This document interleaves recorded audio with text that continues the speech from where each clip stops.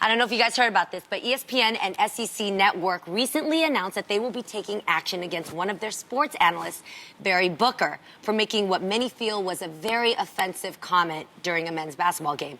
The remark happened when Booker and his colleague were promoting an upcoming women's gymnastics meet, and Booker said this.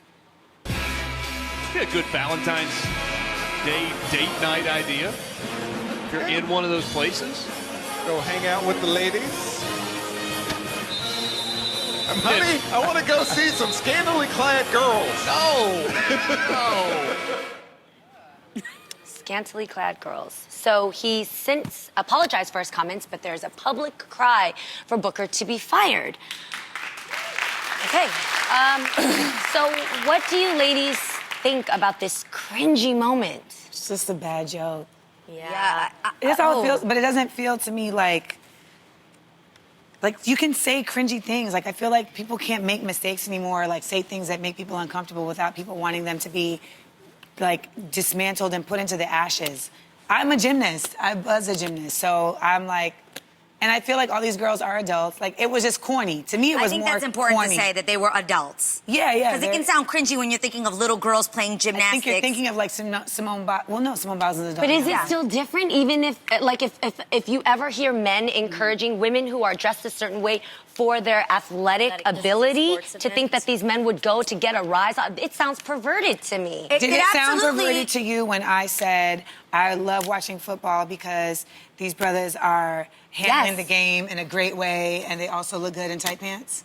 Yes, it does. But that's a perverted comment that you're making. But it's acceptable. You shouldn't be fired. I'm not saying I'm against the cancel culture. I think that's extreme, right?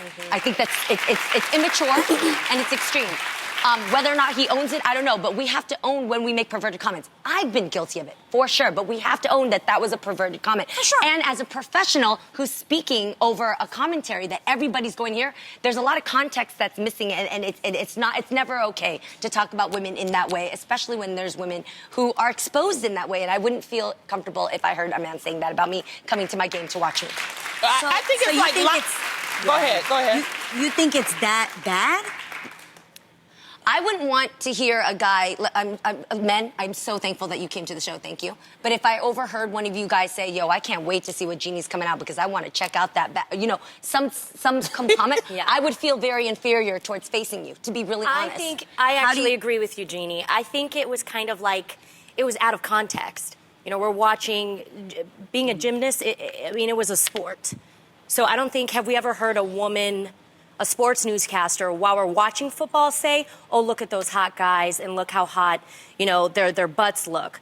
I feel like, to me, he felt a little bit too comfortable. Don't drink and broadcast. That's me. I think on a journalistic standpoint, it was wildly tacky. Yeah. It was wildly tacky. That's locker room talk. But it's locker room talk for sure. It's wildly tacky, but I also think that when we talk about sexism, it can't lean one way or another. And I think if we're being honest, most of us would not have such a hard issue. It'd be like, if a woman was like, damn, baseball players look good in their tight pants.